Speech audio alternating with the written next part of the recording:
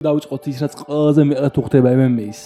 ამათ ეს არის ჩემი ჯილდოება. მე ჯიცერი ლუკა დავაჯილდოვებ წლის საუკეთესო მებრძოლებს და დავიწყოთ პირველი ნომინაციით. პირველი ნომინაცია წლის საუკეთესო კაცი მებრძოლი.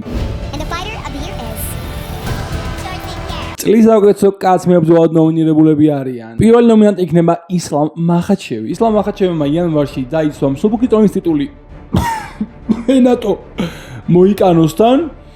ხოლო წლის დასასრულს კი მოიპოვა ქვესაშუალო ზონის ტიტული და დაამარცხა ჯეკ დელა მადალინა. შემდეგი ნომინანტი იქნება ჯოშუა ვენი, მსუბუქი ტონის ჩემპიონი, რომელმაც წელს 4 ბრძოლა ჩაატარა, 4 იყო ძალიან სანახაობრივი, დაამარცხა ბრენდონ როიბალი, ვით მოიპოვა ქამარზე ბრძოლის უფლება. გახდა ჩემპიონი, მე რა რომ პანტოჟამ ხელი მოიტეხა. და მესამე ნომინანტია მერაბ მანქანა დვალიშვილი, რომელმაც წელს ასევე 4 ბრძოლა ჩაატარა, 4-ო იყო ქამრის დაცვა, დამარცხა მხოლოდ 1-ში პიოტრ იანთან. და მიუხედავად იმისა, რომ ჯოშუა ვენს 4-4 გამარჯვება აქვს, მნიშვნელოვანია ეს გამარჯვებები ვისთან გექნება. ამიტომ წლის საუკეთესო კაცი მებრძოლი გახდა მერაბ მანქანა დვალიშვილი. კარგი, გამოვალინოთ საუკეთესო ქალი მებრძოლის. ნომინირებულები არიან აილა ჰარისონი ერთადერთი გამარჯვებით, თუმცა ის გახდა ჩემპიონი, დაამარცხა ჯულიანა პენა და იმსახურებს აკოფნას. შემდეგი ნომინანტი იქნება ვალენტინა შევჩენკო. ვალენტინა შევჩენკოს როგორც ყოველთვის ჰქონდა საოცარი წელი, არც ეს წელი იყო გამონაკლისი და დაამარცხა ძალიან ძლიერი მეტოქეები მანონ ფიორო და ჩემპიონი ვეილი ჟენგი. და ბოლო ნომინანტი იქნება ალბათ ყველასათვის საყვარელი მაკენზი დერნი, რომელიც ახლა გახდა UFC-ს ჩემპიონი, დაამარცხა ვირნა ჟანდირობა და ასევე წელს მოასწრო ამანდა ჰიბასის დაფინიშება. და ალბათ ხვდებით რომ არ იქნება ძალიან რთული ახლა გამოვლენა აქ საუკეთესო ქალი მებრძოლის და რა თქმა უნდა წლის საუკეთესო ქალი მებრძოლი ხდება ვალენტინა შევჩენკო. კარგი, ეს ორი ნომინაცია მეტნაკლებად თითქოს არ იყო საჭირ ბოროტო, რომელი მოიგება, თუმცა გადავიდეთ ძალიან საინტერესოებზე და წლის საუკეთესო ნოკაუტის ნომინანტები არიან. კვილან სალკილის მომაკვდინებელი ჰედკიკი ჰაკპარასთან. უბრალოდ უყურეთ.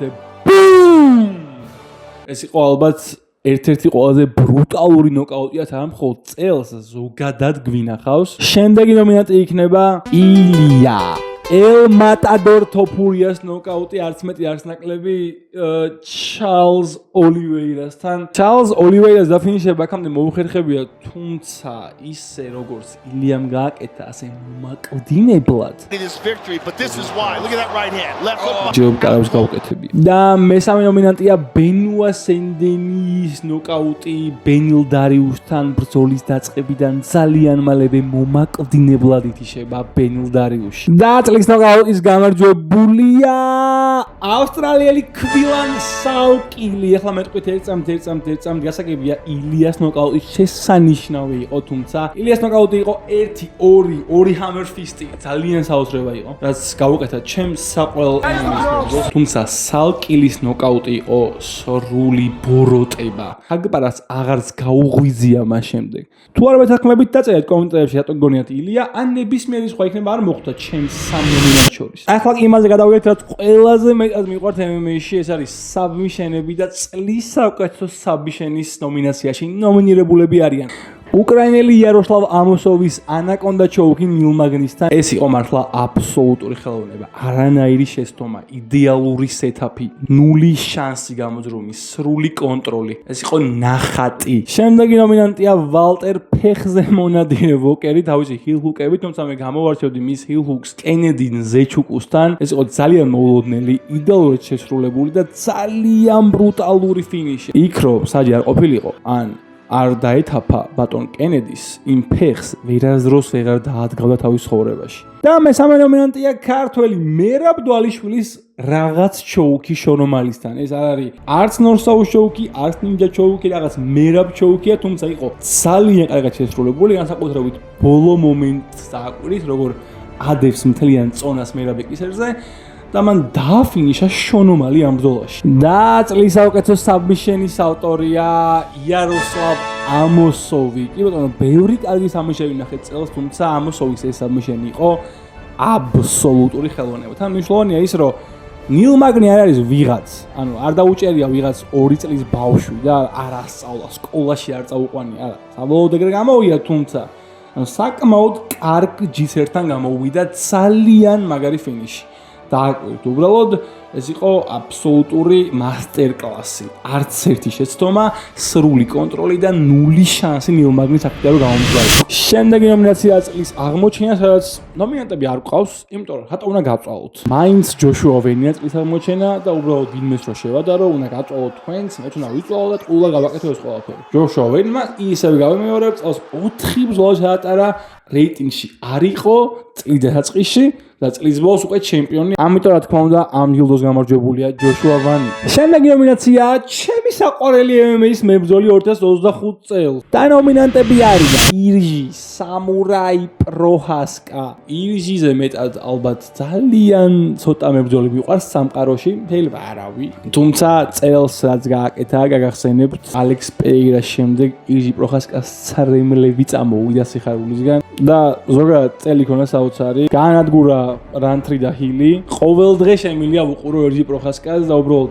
უსაყვარლესი კაცი, ამიტომ პირველი ნომინანტი იქნება ირჟი. შემდეგი ნომინანტია ბრაზილიელი კარლოს პრატესი. პრატესი მე მგონი უკვე ყველა საყვარელი მებრძოლია რა, შეუძლებელი, ანუ თუ MMA გიყვარს უბრალოდ, აი როგორც მესი გიყვარს, სუპერბურთი გიყვარს, იგივეა პრატესი დღეს. პრატესის ყურება არის ჩვეულებრივი შოუ, სანახაობა. და მესამე ნომინანტი ჩემს საყვარელ მებრძოლებში იქნება კიოჯი ჰორიგუჩი. ეს რაღაც უსაყვარლესი კაცი დაგვემატა, როგორ გამოიწვია პანტოჟა, უბრალოდ ბიზნესიაო და გუნდელის ცემა როგორ მოინდომა. He's a Pantoja! He's a my teammate! But it doesn't matter! I will beat you ass! და წლის ჩემი საყვარელი მებრძოლი გახდა ირჟი პროჰასკა. ირჟის სრემლები რაც იყო წელს, ეგეთი საყვარელი მომენტი ამ წლის MMA-ში არ მომხდა, როგორი ბედნიერია იმით, რომ ისევ პერეირას უნდა ეჩხუბოს. ეს არის ნაღდი სამურაი. და როგორ უყვარს პერეირა ასევე. შემდეგი ნომინაცია წლის ყველაზე დიდი მოულოდნელობა და ნომინირებულები არიან ბატონი ბრენდან ალენი, რომელმაც გააჩერა რინი დერი თითქოს ყველაფერი გამზადებული იყო. დერმა გადაუარა ყველას, ვისაც შეახვედრეს. ძალიან ჩქარა, ძალიან ბევრი ბრძოლა მოიგო და ყველა ელოდებოდა როგორ შეხვდებოდა ელიტარული ჯიცერი და ჯუდოკა ხამზად ჩიმაევს. თუმცა ბრენდან ალენმა ეს ოცნებები და ხალხის მოოდინები წყალში გადაყარა და საბოლოოდ რენია დერიერმა მეხუთე რაუნდში ბრძოლის გაგრძელებაზე უარი თქვა. შემდეგი ნომინანტია სამწუხაროდ პეტერიანი. თითქმის არავინ აღარ ელოდებოდა იანის გამარჯვებას მერაბდვალიშვილთან. ყველას ახსოვდა რა უქნა მერაბმა წინა ბრძოლაში და 50-45 შემდეგ, ანუ ყველა რაუნდში დამარცხების შემდეგ იანი დაბრუნდა და მერაბდვალიშვილს ბოლო 4 რაუნდი მოუგო. და მესამე ნომინანტი აუცილებლად მეც კაცი არ დავავიწყდება, ეთინ იუვინგის გამარჯვება იქნება მალკომ ველმეიკერთან. ეთინ იუვინგმა ბრძოლა აიღო 2 დღით ადრე. წონა ჩააბარა, კეჩვეითიც კი არ მოუთხოვია და ძალიან დამაჯერებლად დაამარცხა ისეთი ამომავალი ვარშავი მალკომ ველმეიკერი. და ამ ნომინაციაში გამარჯვებულია ბრენდან ალენი. კი, ძალიან დიდი მოულოდნელობა იყო პეტრის გამარჯვებაც, თუმცა შეგახსენებთ რომ ეს იყო ბოლო 6 თვეში მერაბის მესამე ქამრის დაცვა და ბოლოს ის ხომ პეტრიანია, ხო რაც შეეხება ბრენდან ალენს არავინ არ ელოდებოდა მეტიც. ჩანიშნული იყო საერთოდ სხვა ბრძოლა, უნდა ეჭუბა ფლაფი ერნანდესთან, თუმცა ის ბრძოლა ჩაიხსნა და დამზღვევმა ბრენდან ალენმა მართლა მთელი სამყარო გააუწია. და ბოლო თუმცა ძალიან საინტერესო კატეგორია წლის საუკეთესო ბრძოლაში ნომინანტები არიან. ისევ მერაბდვალიშვილი, მისი ჭუბი პეტერიანთან იყო გასაოცარი. რომა ელიტარულმა მებრძოლმა გამართა უსანახაობრივესი და ძალიან დაძაბული შეხვედრა. ბრძოლა წარიმართა ყველგან, 2 ელიტარული მებრძოლი 25 წუთის განმავლობაში გვაჩვენებდა ძალიან მაგარ ბრძოლას. შემდეგი ნომინანტი იქნება ჯოშუა ვანის და ბრენდონ როივალის და პრინციპება, სადაც 3 რაუნდში ბიჭებმა მართლა ყველაფერი დადეს. And Royval steps right back into the fire. Big right from 15 წუთში ორივე მებრძოლმა 200 მნიშვნელოვან დარტყმაზე მეტი შეასრულა, სადაც ჯოშუა ვანმა საბოლოოდ მაინც გაიმარჯვა. ეს იყო ბრძოლა, რომელიც შეგვიძლია აჩვენო ნებისმიერ ცხოვრებაში თუ არ უყურებია MMA, შეგვიძლია აყურებინო და დაფიქრდეს, რომ აი ხო არ დავიწყო ამ სპორტის ყურება. და მესამე ნომინანტია უსმან ნურმაგომედოვის და პოლ ჰიუზის დაპირისპირება იყო პირველი. და უსმანი ზოგადად როგორც მებრძოლი, საყურებლად აი ძალიან კარგია. რა თქმა უნდა, ტიპი არ მიყვარს და ვის უყვარს ეგ, მაგრამ ანუ რო უყურებ, ყველაფერს აკეთებს ძალიან ლამაზად. აი ჭიდაობა, აი ფეხში შეცვლას კი ლამაზად გამოდის. ხო, პოლ ჰიუზი იყო აი ძალიან კარგი, აი გული, ირლანდიური სიმამაცეა ჩვენა, სულ წინ მიდიოდა, აიტანა ყველაფერი და მოკლედ ვისაც MMA გიყვარს, ამ ბრძოლას აუცილებლად უყურეთ. და ბოლო ნომინაციაში წლის საუკეთესო ბრძოლა გამარჯვებულია პოლ ჰიუზსა და უსმან ნურმაგომედოვის დაპირისპირება. თქვენ კი პირველ რიგში მადლობა ყურებისთვის, თუ არ მეთანხმებით რომელიმე ნომინაციაში არ აუშავს, დაწერეთ კომენტარებში თქვენ რას შეცვლიდით. თუ მოგეწონათ ვიდეო, აუცილებლად გამოიწერეთ არხი და ლაიქეთ ვიდეო და დაელოდეთ შემდეგ ვიდეოებს. ნახვამდის.